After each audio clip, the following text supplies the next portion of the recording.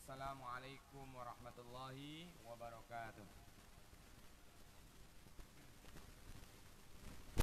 Alhamdulillahirabbil alamin. Alhamdulillahilladzi bi ni'matihi tatimmus shalihat. Wassalatu wassalamu ala man la nabiyya ba'da wa ala alihi wa sahbihi wa mawalah. Wala haula wala quwata illa billah. Asyhadu an la ilaha illallah wahdahu la syarikalah. Wa asyhadu anna Muhammadan abduhu wa rasuluhu la rasula wa la nabiyya ba'dah. Yaqulu tabaraka wa ta'ala fi kitabihil karim. A'udzu billahi minasyaitonir rajim. Ya ayyuhalladzina amanu taqullaha haqqa tuqatih wa la tamutunna illa wa antum muslimun. Ya ayyuhan nasu taqu rabbakumul ladzi khalaqakum min nafsin wahidah wa khalaqa minha zawjaha wa bassa minhuma rijalan katsiran wa nisaa'a wattaqullaha alladzi tasaaluna bihi wal arham innallaha kana 'alaikum raqiba. Wa qala alaihi salatu wassalam an Mu'adz bin Jabal radhiyallahu anhu anna Rasulullah sallallahu alaihi wasallam qala lahu usika ya Mu'adz la ta'anna dubura kulli salatin an taqula Allahumma a'inni ala dzikrika wa syukrika wa husni ibadatik. Atau kama qala alaihi salatu wassalam Allahumma la sahla illa ma ja'altahu sahla wa anta taj'alul hazana idza syi'ta sahla. Bapak-bapak sekalian, rahimakumullah, kita mulai dengan membaca basmalah. Bismillahirrahmanirrahim. Baik. Alhamdulillah malam hari ini kita bisa memulai kajian lagi setelah libur beberapa minggu, beberapa pekan kita sudah bisa melaksanakan kajian karena kondisi yang luar biasa. Malam hari ini kita masih akan membahas seputar doa dan zikir setelah sholat. Sebelum kesini, bapak-bapak sekalian, sebelum kita bahas kesini ke tema pembahasan tentang hadis yang ke-260, monggo bapak-bapak yang ngasto kitab Bulughul Maram bisa dibuka di hadis dari Mu'adz bin Jabal. Saya akan mereview kembali pembahasan kita terdahulu berkaitan dengan doa dan zikir setelah sholat, supaya nanti pembahasannya nyambung ya, karena ini sudah bagian yang keempat ya, bagian yang keempat, seri yang keempat dari pembahasan doa dan zikir setelah sholat.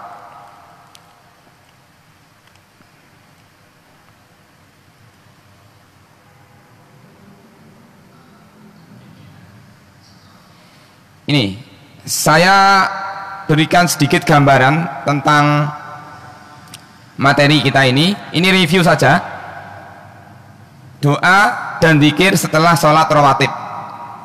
Jadi sholat 5 waktu itu nama lainnya sholat rawatib ya. Jadi doa dan zikir setelah sholat rawatib. Masih ada yang ingat barangkali sebelum membahas ini, dulu kita pernah mendudukkan antara doa dan zikir ya. Ternyata para ulama membedakan antara doa dan zikir ya. Yang kita lakukan setelah sholat itu doa apa zikir, atau doa dan zikir apa kira-kira? Yang kita lakukan setelah sholat itu doa saja, apa zikir saja, atau doa dan zikir? Ini perlu kita dudukkan dulu supaya makna doa dan zikir itu apakah sama atau berbeda, supaya nanti kita bisa lebih memahami. Baik, begini ya, zikir itu maknanya mengingat, doa artinya meminta. Jadi kalau ada orang berdoa berarti ada unsur meminta, memohon. Tapi kalau berzikir itu hanya mengingat saja. Jadi ketika kita semuanya subhanallah, subhanallah, subhanallah, itu berarti berzikir. Bukan berdoa, karena tidak ada unsur meminta. Tapi kalau sudah kalimatnya Allahumma, gitu, Allahumma, nah itu berarti meminta, itu berarti berdoa. Dari sisi maknanya begitu. Jadi sisi bahasanya berzikir itu artinya mengingat, berdoa artinya meminta. Kemudian perbedaan yang kedua dari sisi berdoa dan berzikir itu dilihat dari sisi orang yang melakukan. Orang beriman itu berzikir dan berdoa, tapi orang kafir hanya berdoa saja, tidak berzikir. Orang kafir ada nggak ya yang berzikir? Ya, ternyata orang kafir tuh ngertinya berdoa. Ya, kalau butuh berdoa gitu. Tapi kalau orang beriman bisa jadi dalam satu hari dia berzikir terus, misalnya ya. Misalnya hari Jumat itu. Hari Jumat atau hari tertentu ya, dia berzikir seharian gitu ya. Habis sholat subuh sampai terbitnya matahari, dia berzikir terus, subhanallah, alhamdulillah, wala ilaha illallah, wallahu akbar. Terus begitu. Ya.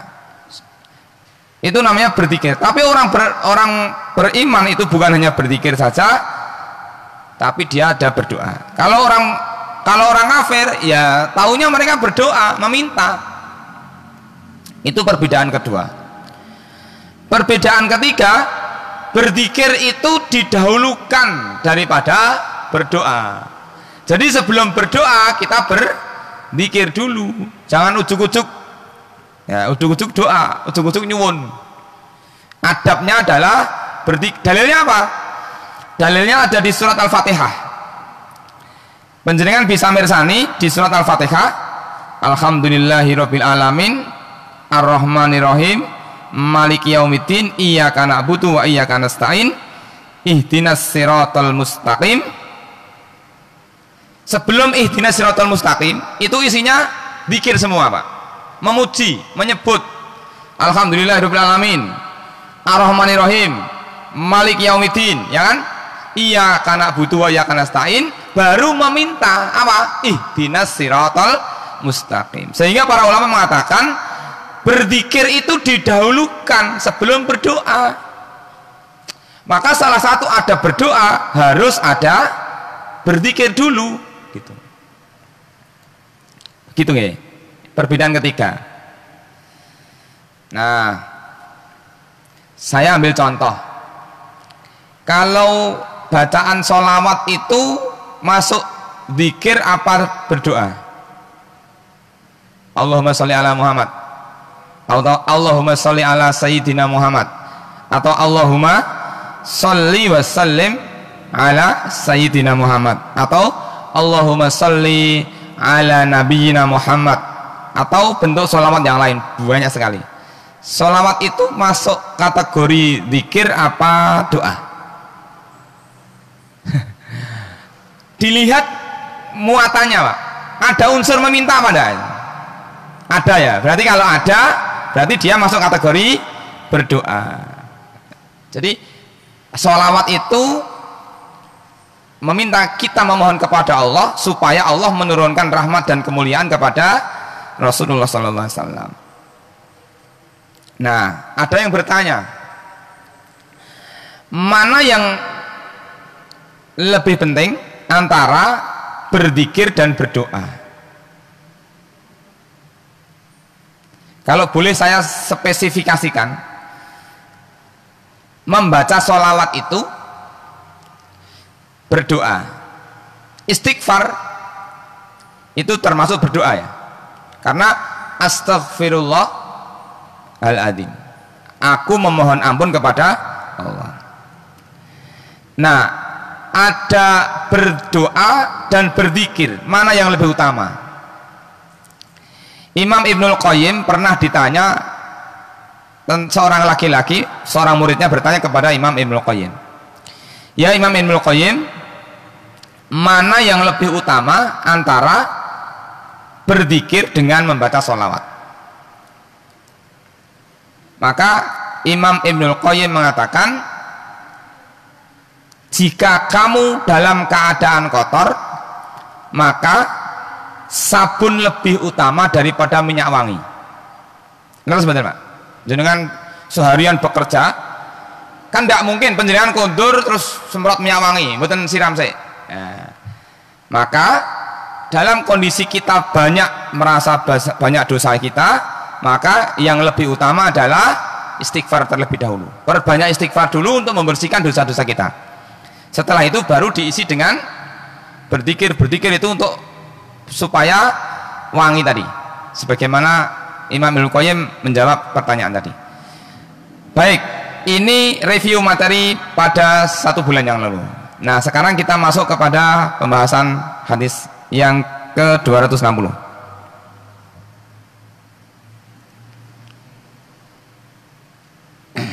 Sampun kembali dereng yang ngasto kitab, yang bawa HP juga boleh buka di Play Store, ada aplikasi Bulughul Maram ya.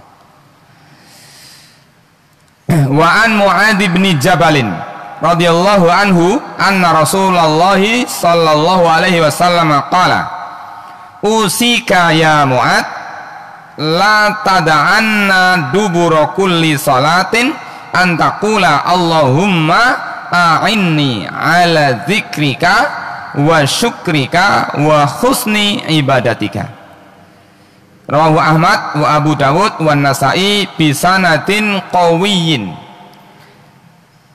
Saya tampilkan versi terjemahan.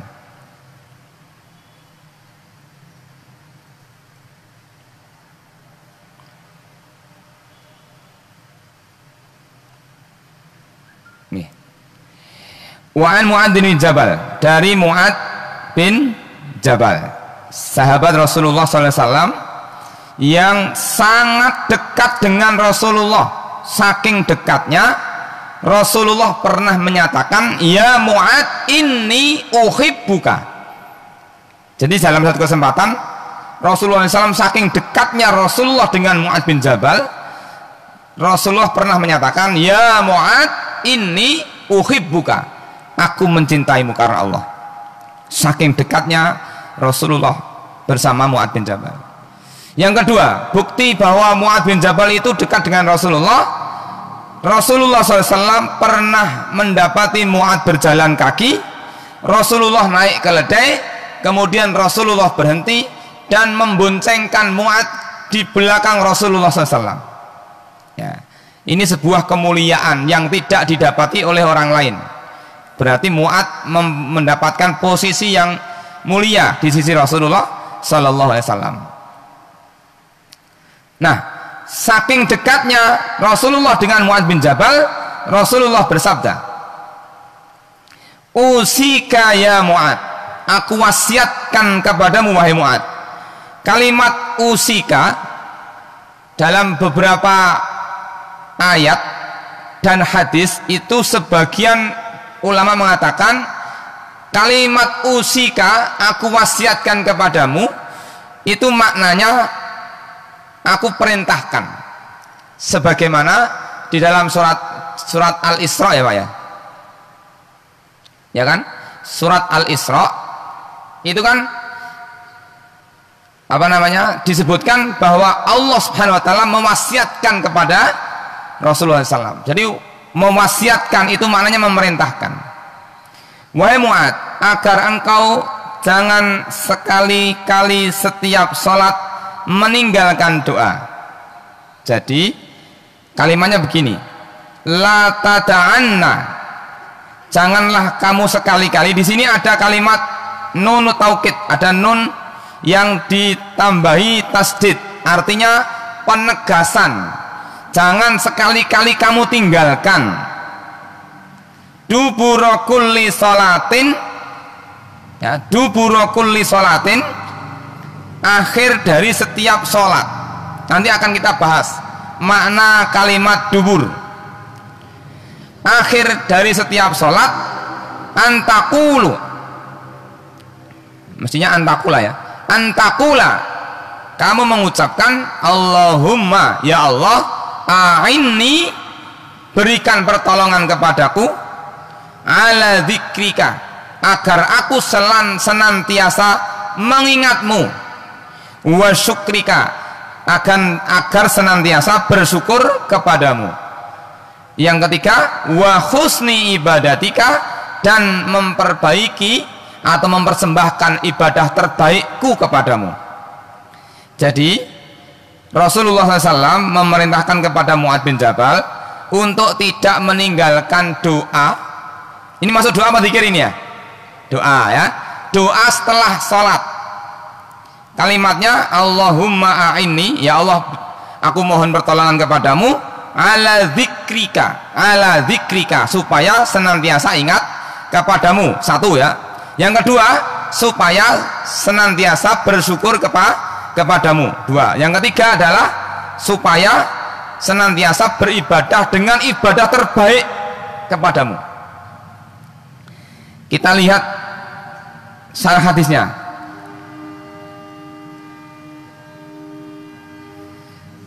Baik. Yang pertama, istihbabu hadzal du'a ba'da shalawatil maktubah wa taqyiduhu ba'dal maktubati li'annaha hiyal muradah indal itlaq. Hadis ini mengajarkan kepada kita tentang disunnahkannya membaca doa ini setelah sholat wajib. Saya ingin mendudukkan dulu kalimat dubur. Ini mana tadi? Ini ya. Ini kan ada. Nih. Kalimat dubur. Jamaah sekalian, ada dua istilah yang mirip. Yang pertama kubul, jalan masuk. Yang kedua adalah dubur, jalan keluar. Dubur itu maknanya selesai, pintu keluar maksudnya. Tetapi kalimat dubura kulli sholatin, di ujung setelah sholat, itu para ulama berbeda pendapat. Syekhul Islam Ibnu Taimiyah menerangkan ya, bahwa yang dimaksud dengan dubura kulli sholatin adalah akhir sholat sebelum salam.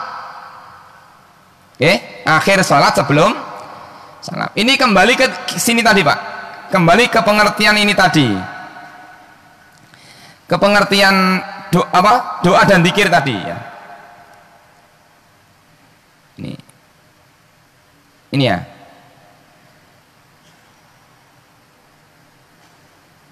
Saya pengen tanya dulu, kalau menurut penjenengan yang afdol itu, yang benar itu, berdoa itu diperintahkan setelah sholat apa dalam sholat? Maksud saya gini, yang biasa kita lakukan setelah sholat itu berdoa apa berzikir tadi? Karena di sana ada dua pendapat para ulama. Ternyata bacaan-bacaan yang diperintahkan kepada kita setelah sholat itu lebih dominan isinya zikir Pak. Subhanallah, itu tasbih berapa kali, tahmid berapa kali, tahlil berapa kali, takbir berapa kali, kan gitu.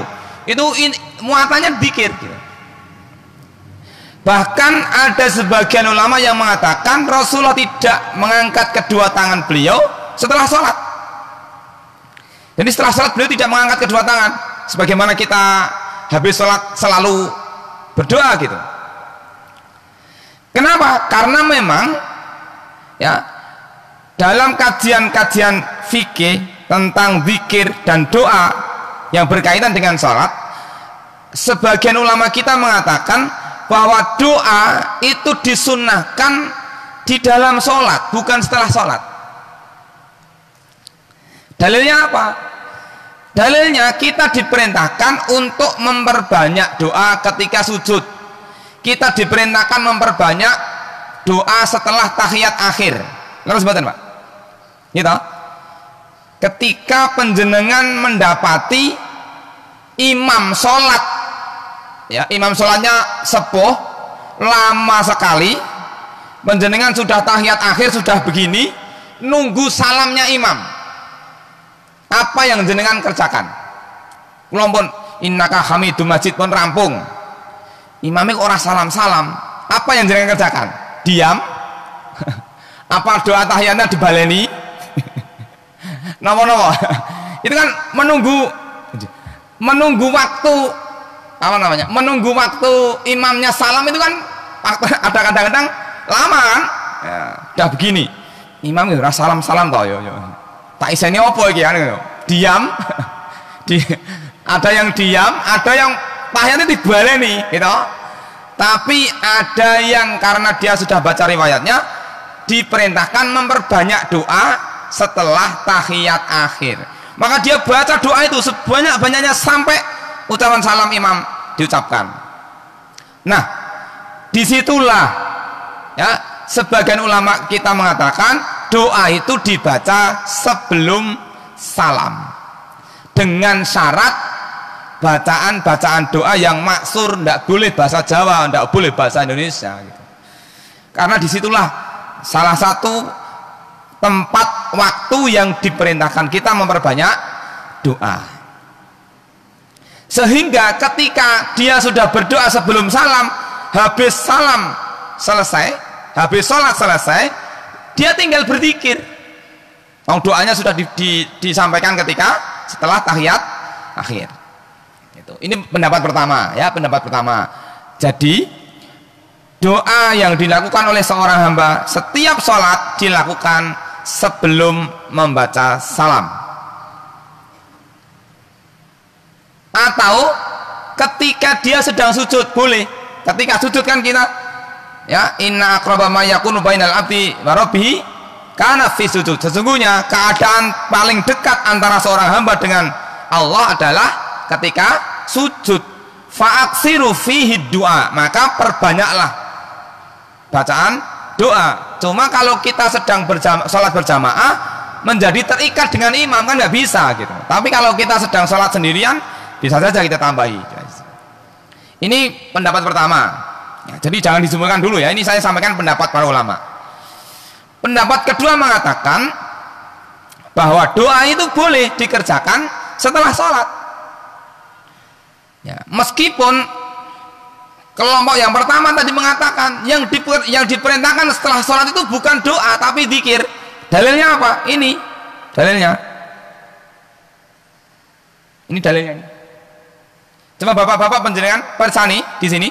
Fa idza qadaitumus sholata fadhkurullaha qiyaman wa qu'udan wa 'ala junubikum. Maka apabila kamu telah menyelesaikan sholat, berarti setelah salam gitu, apa yang diperintahkan? Fadhkurullaha, berzikirlah kepada Allah. Berarti setelah sholat itu yang diperintahkan adalah berzikir. Di sini disebutkan langsung berfadhkurullaha. Kok tidak fad'ullaha? Kok tidak berdoalah kepada Allah ini? Ini dalil pertama ya. Ini dalil pertama bahwa setelah sholat perintahnya adalah zikir. Dalil kedua nih, fa idza qudiyatis shalah, jika sholat sudah kamu tunaikan, fantashiru fil ardi wabtaghu min fadlillah wadhkurullaha katsira, maka bertebaranlah kamu di muka bumi dan carilah karunia Allah. Kemudian perintahnya adalah wadhkurullaha, dan berzikirlah kepada Allah. Ini dua dalil yang dijadikan dasar oleh para ulama yang mengatakan bahwa tidak ada doa setelah sholat, yang ada adalah zikir. Nah, yang kedua, para ulama mengatakan bahwa sehabis sholat itu boleh berdoa, itu boleh. Dalilnya apa? Dalilnya salah satu waktu yang mustajab yang seseorang hamba itu diperintahkan untuk berdoa adalah ketika selesai melaksanakan sholat. Jadi waktu setelah sholat itu menjadi waktu yang mustajab. Alasan pertama.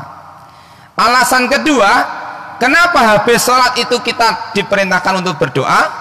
Karena setelah sholat itu kondisi jiwa kita ini kondisi yang siap untuk meminta gitu loh. Kan tidak mungkin ya, misalnya pengen opo terus tahu-tahu masuk ke masjid langsung Allahumma, kan nggak mungkin. Tapi kalau sudah diawali dengan sholat dulu, ada aktivitas pendahulunya kan secara psikologis ini kan sudah terbentuk dulu, tenang dalam keadaan suci, siap untuk mengeluhkan seluruh persoalan kita kepada Allah. Berarti setelah sholat tetap diperintahkan untuk berdoa, meskipun secara zahir nasnya perintahnya adalah berzikir, tetapi setelah sholat tetap diperintahkan berdoa karena alasannya salah satu waktu yang mustajab untuk berdoa adalah setelah sholat. Jadi tidak perlu diperdebatkan, tidak perlu dibingungkan, wah yang benar setelah sholat itu zikir, tidak perlu karena sudah kita dudukkan. Baik, kita ke sini ya. Ini yang tadi saya singgung. Qauluhu, sabda Rasulullah, dubura kulli sholatin, setiap selesai sholat, ikhtalafa fi duburis sholat. Para ulama berbeda pendapat tentang makna setelah sholat. Hal muradu bihi kubailis salam, apakah yang dimaksud itu saat-saat menjelang salam, au al muradu ba'das salam, atau yang dimaksud adalah setelah assalamualaikum, kan gitu. Aksarul ulama ala tsani, sebagian besar para ulama mengatakan, berpendapat bahwa maksud setelah sholat adalah setelah ucapan salam. Saya mengingatkan jamaah sekalian, dulu ada pembahasan tentang hukum mendahului imam, khususnya ketika takbiratul ihram dan ketika ucapan salam. Jadi kita perlu hati-hati ketika kita sedang sholat berjamaah. Pastikan bahwa ketika imam mengucapkan salam, yang pertama tunggu dulu salamnya selesai baru kita ikut salam. Jangan sampai ucapan imam belum selesai ucapan salam kita sudah selesai ya. Apalagi ketemu imamnya imam yang sudah sepuh, makmum masih muda, imamnya assalamualaikum pelan-pelan, assalamualaikum, sing nom assalamualaikum, assalamualaikum. Nah, jadi selesainya ucapan salam makmum itu lebih cepat, tidak boleh ya. Ini termasuk mendahului imam, termasuk takbiratul ihram. Imamnya sudah sepuh, Allahu Akbar. Nah, jenengan yang masih muda-muda, Allahu Akbar. Nah, ini mendahului imam, kategorinya mendahului imam. Masuk kategori, karena imam belum selesai bersedekap ya, kita sudah selesai, termasuk salam. Aman nusus, adapun nas-nas yang ada, faja'a fi hadisi Mu'ad fi ba'di al-fadhihi, ada keterangan dari hadis Mu'ad bin Jabal di sebagian lafadznya, la tada'anna antakula fi salatika, janganlah kamu tinggalkan, janganlah sekali-kali kamu tinggalkan untuk mengucapkan di dalam salatmu, mimma yadullu anna annal murad biduburi salah qabla salam. Hadis ini menunjukkan kepada kita bahwa la tata'anna antakula fi salatika, jangan sekali-kali kamu tinggalkan ya, jangan sekali-kali kamu tinggalkan untuk mengucapkan di dalam sholatmu kalimat itu, maknanya adalah sebelum salam. Ini pendapat pertama ya, pendapat pertama. Wajah fi hadisin Abu Hurairah, juga dijelaskan dalam hadis Abu Hurairah, man sabbahallaha dubura kulli salatin salasan wa salasin, barang siapa yang mengucapkan kalimat subhanallah setelah sholat 33 kali. Wajah fima rawahu an-Nasai, sebagaimana diriwayatkan oleh Imam An-Nasai wa ghairihi, dan yang selainnya, man qara'a ayatal kursi dubura kulli salatin maktubatin, barang siapa yang membaca ayat kursi di setiap selesai sholat wajib. Wal muradu bihadainil hadisaini, yang dimaksud membaca tasbih ini subhanallah dan membaca ayat kursi Ini kalimatnya juga dubur. Ini maksudnya adalah ba'das salam. Jadi ada yang mengatakan bahwa setelah sholat itu maksudnya adalah sebelum ucapan salam dengan dasar hadis yang kita kaji malam hari ini. Tapi sebagian ulama mengatakan maksudnya adalah setelah salam. Tidak masalah. Tadi sudah saya dudukkan permasalahannya sehingga tidak jadi masalah ketika kita memilih pendapat sebagaimana Imam Ibnu Taimiyah memilih pendapat bahwa doa kita baca sebelum salam, itu tidak masalah, ataupun kita mengikuti pendapat ulama yang lain yang tetap berdoa setelah ucapan salam.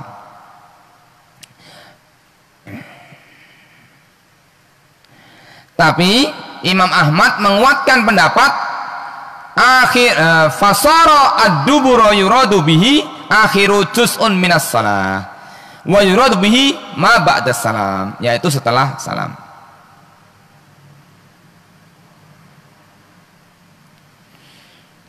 Baik, ini ya, ini alasan daripada Imam Ibnu Taimiyah memilih pendapat bahwa doa itu sebelum salam. Saya kira tidak perlu kita perpanjang. Yang poin keempat, fadilatu hadhil kalimat al-mubarakat at-thayyibat al-jami'ah li khairai dunya wal akhirah. Fafihinna talabul i'anati minallahi ta'ala ala iqamati dzikrihi wal qiyami bisyukrihi wa ihsani ibadatihi bi ay ya'budal muslimu rabbahu ka'annahu yara. Hadis ini, jamaah sekalian, hadis yang mengajarkan kepada kita untuk membaca doa Allahumma a'inni ala dzikrika wa syukrika wa husni ibadatika, yang tadi para ulama mengatakan ada dua tadi, dibaca sebelum salam boleh dan dibaca setelah salam ya. Itu tadi kandungan makna dari hadis itu adalah al-jami'ah li khairai dunya wal akhirah. Doa itu mencakup kebaikan baik di dunia maupun di akhirat. Apa maknanya? Karena di dalam doa itu ada thalabul i'anah. Thalabul i'anah itu memohon perlindungan. Memohon perlindungan. Masih ingat pembahasan kita tempo dulu membedakan antara isti'anah dengan istighosah. Isti'anah itu doa, tapi cakupan inti doanya itu memohon supaya Allah memberikan kebaikan-kebaikan kepada kita. Itu i'anah, al-isti'anah. Tapi kalau istighosah itu doa kepada Allah supaya kita dijauhkan dari bahaya. Misalnya supaya kita dijauhkan dari corona. Berarti apa namanya? Istighosah. Memohon perlindungan kepada Allah supaya kita dijauhkan dari bahaya, dari wabah. Itu namanya istighosah. Tapi kalau kita mohon kepada Allah, ya Allah, supaya saya jadi hamba-Mu yang senantiasa menegakkan sholat, senantiasa bersyukur kepadamu, senantiasa beribadah terbaik kepadamu, itu berarti masuk kategori isti'anah, memohon pertolongan kepada Allah. Maka kalau bapak-bapak lihat ada acara istighosah, itu pasti nanti temanya mesti apa? Memohon perlindungan kepada Allah. Entah itu dari bencana alam kah, entah itu dari apa, itu mesti temanya mesti ke arah-arah yang seperti itu, istighosah. Nah, fihinna talabul i'anati minallahi ta'ala ala iqamati dzikrihi, supaya tetap istiqomah senantiasa berzikir kepada Allah Subhanahu wa taala. Ya. Bapak-bapak sekalian, berzikir kepada Allah itu salah satu bagian dari cara kita berlindung kepada Allah dari bahaya. Kita tahu supaya kita ini terhindar dari wabah corona, COVID, ya, ada ikhtiar ilahi, ada ikhtiar kauni. Ikhtiar kauni itu ikhtiar yang sifatnya sebab akibat. Misalnya bapak-bapak hari ini datang di kajian jaga jarak, pakai masker, itu namanya ikhtiar kauni. Yang isoman tidak datang ke masjid. Ya, kemarin ada yang ngeyel, Pak. Kula niku pengen golek ganjaran 17 kok, mboten itu nang masjid. Jenengan niku sakit. Panjenengan niku mboten mambu. Oh niki ambune minyak kayu putih mboten mambu. Jenengan niku sakit, pun ten dalem mawon. Mboten Mas, kula pengen golek ganjaran 17. Waduh. Repot ngeten niki. Jadi, bagaimana cara mendudukkannya? Dalam kaidah usul fikih dikatakan la dororo wala diroro. Pernah dengar? Teman-teman mahasiswa ada yang pernah belajar usul fikih di sini? Ada? Ya. La dororo wala diroro. Tidak boleh berbuat sesuatu yang membahayakan diri sendiri, tapi tidak boleh berbuat sesuatu yang membahayakan diri orang lain. Contoh, Pak, contoh. Saya hari Jumat itu, saya mau takziah ke tempatnya Mas Fatmono itu, saya berangkat dari pagi, saya buat waktu longgar, Pak. Naik kendaraan, ternyata sampai di tengah perjalanan, saya posisi kecepatan biasa, tahu-tahu ditabrak dari belakang, buan terbang, duer. Saya kaget, saya lihat dari spion, loh, kok ada yang gulung komeng. Saya berhenti.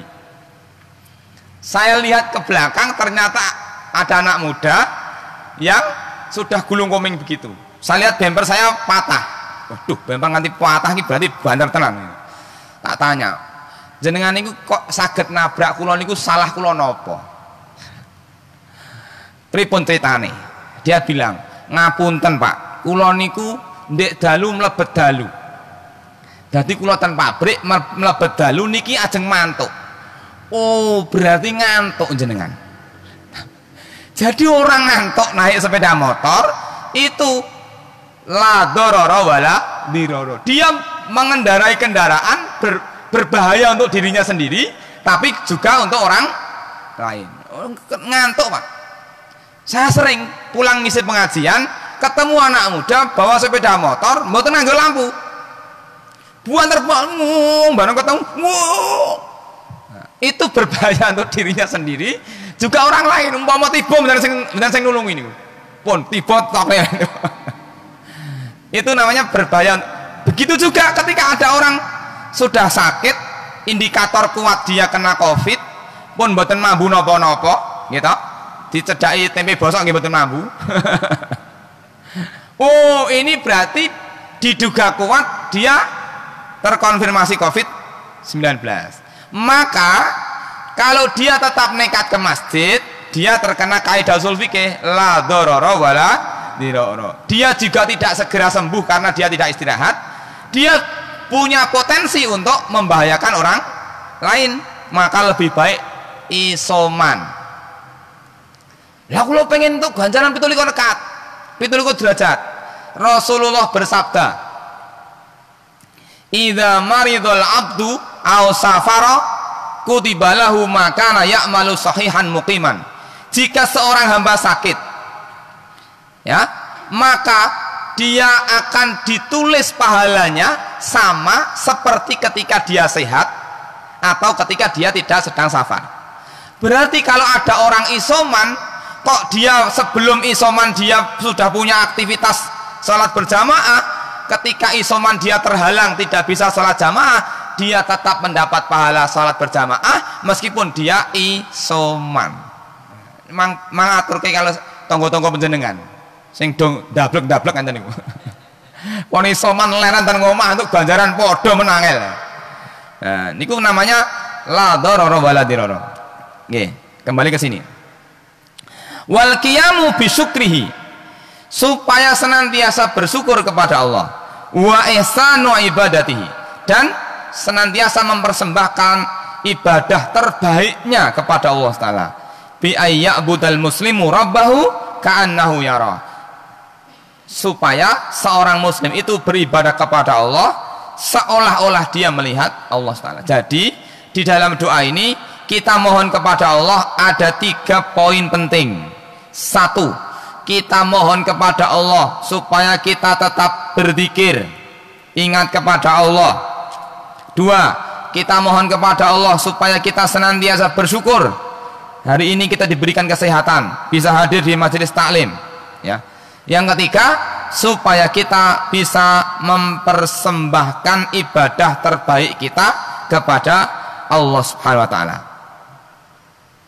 Faman qama bi dzikrillah 'alal wajhil matlub, maka barang siapa yang mampu menegakkan zikir kepada Allah sebagaimana yang dituntut oleh syariat, karena berzikir kepada Allah itu qiyaman, baik dengan cara berdiri, wa qu'udan dengan cara duduk, wa 'ala junubihim atau dalam keadaan berbaring, baik ketika berdiri, duduk maupun berbaring.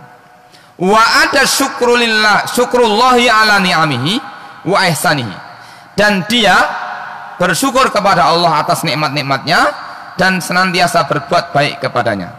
Wa atabil ibadati muhsinan fiha, dan dia menegakkan ibadah dengan terbaik, ibadah terbaiknya. Jadi kalau sholat ya betul-betul sholat terbaik, ya, bukan sholat asal-asalan sing penting sholat, mboten, tapi persembahan terbaik. Faqad ada ibadat rabbihi biqadri taqatihi, maka orang yang demikian itu sungguh telah menegakkan ibadah kepada Allah dengan kemampuan yang sudah dia curahkan, ya, qad biqadri taqatihi, dengan sekemampuannya. Wa minallahil qabulu wassawab, orang yang seperti ini akan diterima ibadahnya dan mendapatkan pahala, gitu nggih. Jadi ini adalah keutamaan membaca doa setelah sholat tadi. Allahumma a'inni ala dzikrika wa syukrika wa husni ibadatika. Ini salah satu saja, karena di dalam tulisan yang ditulis oleh Dr. Wahab bin Salim Al-Qahtani, Wahab bin Salim Al-Qahtani, di sana disebutkan salah satu di antara bacaan-bacaan yang dibaca setelah sholat adalah istighfar. Saya tak nyuwun pirsa jenengan, bacaan istighfar itu seperti apa? Pripun, Pak? Astagfirullahaladzim. Niku sing diulang kula TPA sampai sekarang. Dengar, begitu kalimat istighfar itu mesti selalu astagfirullahaladzim. Kula padosi hadise sing unine niku mboten enten, Pak. Saya kok belum mendapatkan, ya, mungkin karena kebodohan saya. Ketika kalimat istighfar itu kok saya baca di beberapa kitab fikih itu, misalnya di tulisannya Syekh Wahab Al-Qahtani, kemudian tulisannya Imam Nawawi, itu kalimat istighfar itu adalah astaghfirullah. Al-azimnya kok nggak ada, gitu. Ya, di Sarah Bulughul Maram, di beberapa sarah itu juga tidak ada. Wallahu a'lam bishawab. Kok kalimatnya begitu? Apakah kemudian ketika kita membaca astagfirullahaladzim tidak boleh? Boleh, silahkan saja. Maknanya sama. Astagfirullahaladzim itu kan aku memohon ampun kepada Allah yang Maha Agung. Tapi kalau astagfirullah itu maknanya aku memohon ampun kepada Allah. Imam Al-Auza'i ditanya, ya, apa bacaan istighfar itu, maka beliau mengatakan astaghfirullah. Ya, ini saya hanya ingin mendudukan saja, bukan berarti bacaan astaghfirullahaladzim tidak boleh. Boleh, itu boleh saja, karena hanya kita menyandarkan asmaul husna kepada nama Allah Ta'ala. Tapi kok saya mendapatkan di beberapa kitab fikih itu kok tidak ada tambahan al-azimnya, tapi hanya astaghfirullah. Makanya kalau penjenengan baca, penjenengan persani di kitab-kitab, di buku-buku pegangan doa zikir itu yang ada hadisnya itu, selalu baca astagfirullah, astagfirullah, astagfirullah, istighfar 3 kali. Itu maksudnya astagfirullah, astagfirullah, astagfirullah. Kemudian yang kelima, al hadisu fadilatun wa manqibatun li Mu'ad Ibni Jabal radhiyallahu anhu faqad jaa fihi ya Mu'ad inni uhibbuka fala tada'anna dubura kulli salatin. Hadis ini mengajarkan kepada kita tentang keutamaan wa mangkiyah ya, bukan mangkibah ya, wa mangkiyah. Hadis ini mengajarkan kepada kita tentang keutamaan dan kesucian seorang Mu'ad bin Jabal. Kenapa? Karena telah datang dalam hadis yang lain bahwa Mu'ad bin Jabal itu pernah dipanggil Rasulullah, kemudian Rasulullah mengatakan, inni uhibbuka, sesungguhnya aku mencintaimu. Berarti ungkapan cinta Rasulullah kepada Mu'ad ini bukan ungkapan main-main ya, bukan ungkapan main-main. Sebagaimana ketika Allah Subhanahu wa ta'ala menitipkan salam dari Allah kepada Ibu Khadijah. Jadi Ibu Khadijah ya, kalau orang Jawa mengatakan Siti Khadijah ya. Kalau orang Arab mengatakan Sayyidati Khadijah, orang Jawa mengatakan Siti Khadijah. Aslinya kan Sayyidah Khadijah. Nah, Khadijah binti Khuwailid istri Rasulullah itu mendapatkan titipan salam dari Allah Ta'ala. Berarti kalau ada orang kok dapat titipan salam dari Allah, itu bukan orang main-main, bukan orang biasa, tapi orang yang luar biasa di sisi Allah Ta'ala. Sebagaimana Mu'ad bin Jabal mendapatkan ungkapan inni uhibbuka, sesungguhnya aku mencintaimu wahai Mu'ad. Karena cintanya Rasulullah kepada Mu'ad, maka Rasulullah memerintahkan kepada Mu'ad, jangan sekali-kali kamu tinggalkan setiap selesai salat untuk membaca Allahumma a'inni ala dzikrika. Wa muhibbatur rasuli lil abdi unwanun sa'adatihi fid dunya wal akhirah. Ini kalimat kata kuncinya.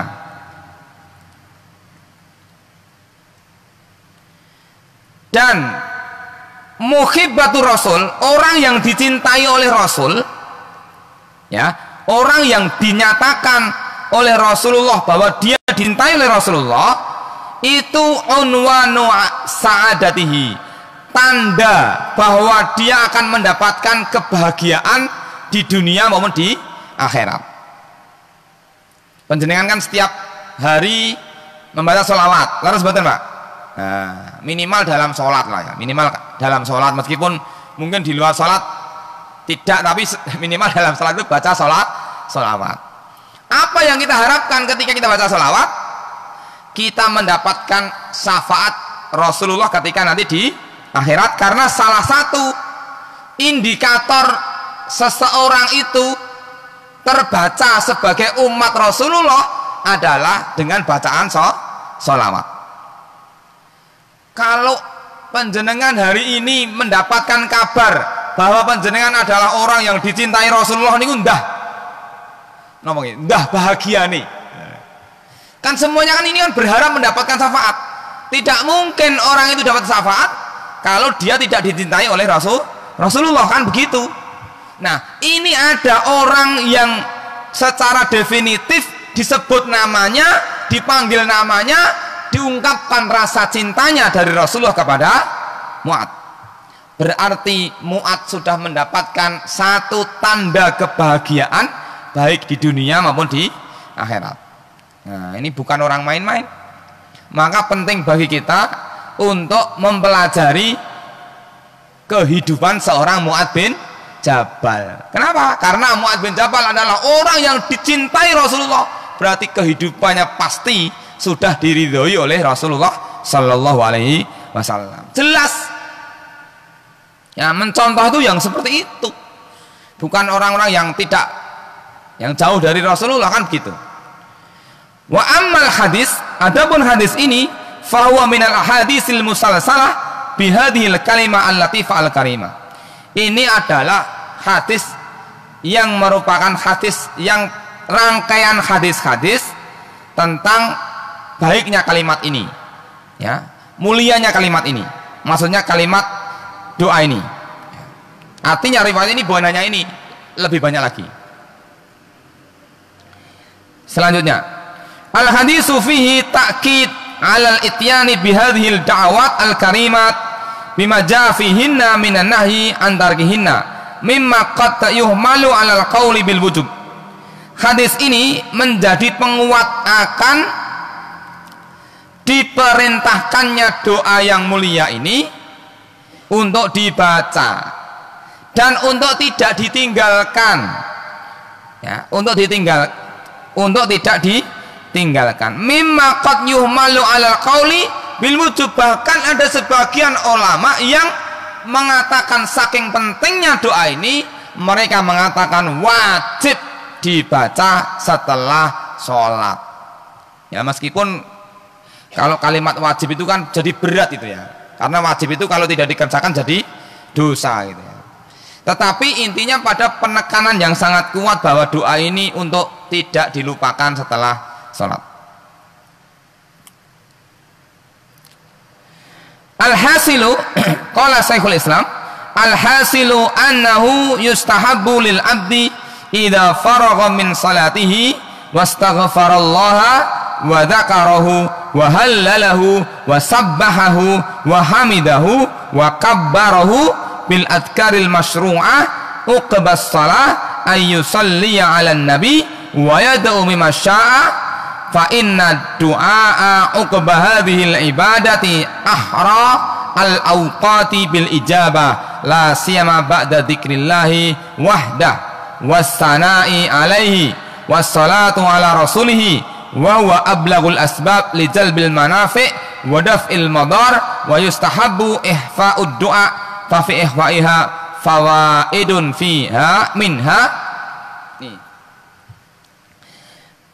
Intinya bahwa disunnahkan bagi seorang hamba itu setelah melaksanakan sholat untuk beristighfar, kemudian berzikir, hallalahu mengucapkan la ilaha illallah, wa sabbahahu bertasbih, wa hamidahu yaitu bertahmid, wa kabbarahu mengucapkan takbir, ya disunahkan itu. Bil adkaril masru'ah dengan zikir-zikir yang disunahkan. Wa yada'u bima syaa, kemudian setelah berzikir itu kemudian berdoa sesuai dengan keinginan. Kenapa? Fa inna du'a uqba hadhil ibadah, karena doa setelah ibadah-ibadah tadi ahra al auqat bil ijabah, termasuk waktu-waktu terpilih untuk diijabah. Kenapa? Sudah didahului dengan istighfar, bentuk pengakuan dosa kita, sudah didahului dengan zikir kepada Allah, dengan tahlil, dengan tahmid, tasbih, takbir, itu kemudian baru berdoa kepada Allah. Nah, berarti setelah sholat itu sunnahnya berzikir, kemudian berdoa. Boleh nggak habis sholat tidak berzikir, tidak berdoa? Boleh betul Pak? Boleh. Dalilnya apa? Ada. Apakah Rasulullah setelah sholat pasti berdoa? Tidak. Rasulullah pernah sekali waktu beliau setelah sholat asar habis salam assalamualaikum warahmatullah, assalamualaikum, selesai langsung beliau pulang, tidak berzikir dulu.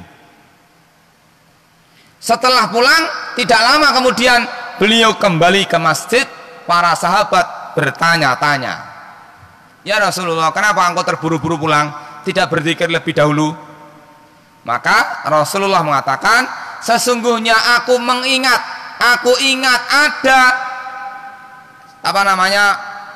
hartaku, ada emas di rumahku yang belum aku sedekahkan, maka aku khawatir lupa, aku sedekahkan. Begitu aku selesai sholat, aku langsung perintahkan seseorang untuk mensedekahkannya kepada orang lain. Nah, berarti Rasulullah pun pernah tidak berzikir setelah sholat. Tapi mboten kaya jenengan. Jenengan terlalu sering. Maksudnya gini. Maksudnya, lah kan kula mboten medalkan masjid, tapi nyekel HP ya padha mawon. Maksudnya gini. Habis sholat itu idealnya berzikir dan berdoa. Tapi kalau habis sholat ada sesuatu yang mendesak untuk segera ditunaikan, dikerjakan, boleh tidak berdoa dulu. Misalnya panjenengan baru beli sandal harganya 500.000, gitu, tinggu di masjid. Assalamualaikum, assalamualaikum. Wah, sandalku 500.000, langsung melayu. Wah, gitu boleh saja, boleh. Tapi sesekali mawon. Satu ya, itu dalil. Ternyata boleh gitu. Kalau memang ada kepentingan, boleh. Yang kedua, hadis tentang Rasulullah tidak berzikir dalam kasus itu menunjukkan bahwa Rasulullah pernah tidak khusyuk dalam sholat. Bukti ini apa? Nah, sholat kelingan zakat, kelingan sedekah. Nah, berarti Rasulullah pun pernah tidak khusyuk dalam sholat. Maka tidak khusyuk dalam sholat itu boleh. Tapi ampun sering-sering nanti jadi imam kleru wae. Gara-gara mboten khusyuk. Imame kleru, makmume ya mboten ngelekke. Lah makmum ya lali mboten khusyuk.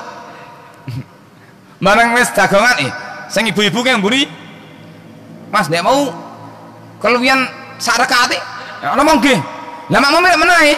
Lah kula kinten nggih mboten napa-napa. Lah itu berarti makmume imame mboten khusyuk, makmume ora khusyuk.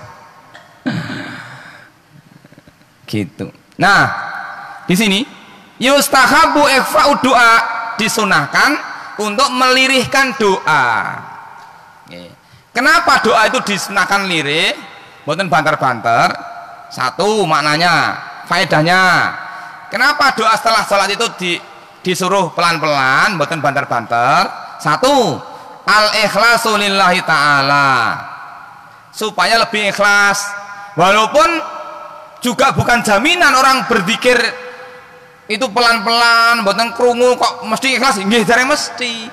Tapi doa dengan pelan-pelan itu lebih punya potensi ikhlas lebih besar daripada keras. Mungkin begitu. Yang kedua, hudurul qalbi wa khusyu'ihi inda munajatillahi ta'ala. Kalau berdoanya lirih, sembunyi apa namanya, lebih lirih, itu hati lebih bisa khusyuk. Ya. Itu dalam mungkin apa ya, dalam kasus tertentu orang mungkin beda ya, tapi secara umum maksud saya.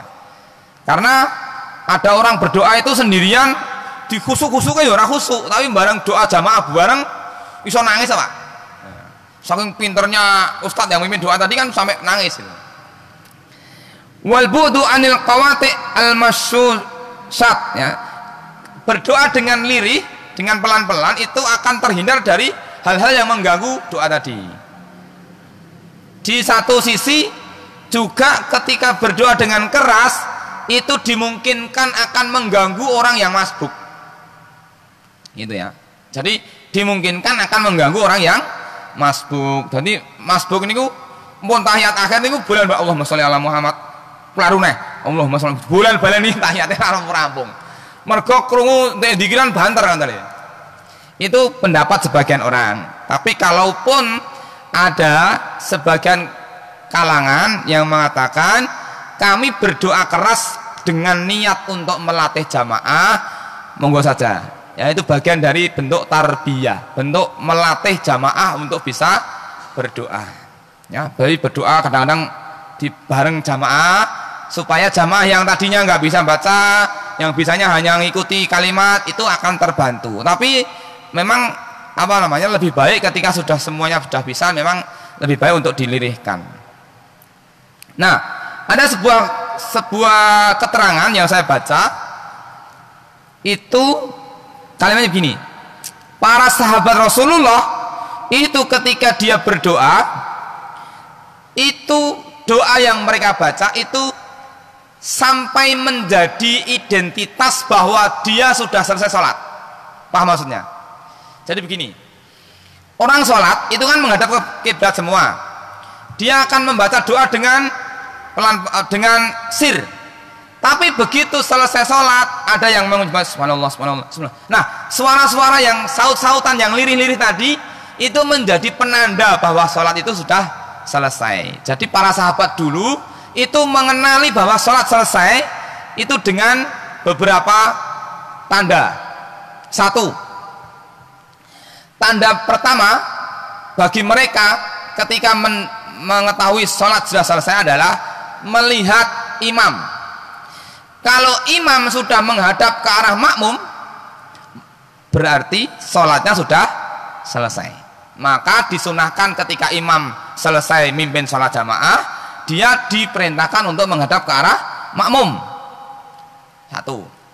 Yang kedua, mereka mengenali bahwa sholat itu sudah selesai. Mereka mendengar suara lirih-lirih bacaan doa yang dibaca oleh para sahabat, sehingga ini bacaannya lirih saja, tidak keras sehingga mengganggu orang yang melaksanakan sholat yang masbuk tadi. Fal israru bidzikri wa du'ai was salati 'alan nabi huwal afdalu mutlaqan. Ya. Dan mensirkan dzikir, mensirkan doa dan salawat kepada nabi itu afdol.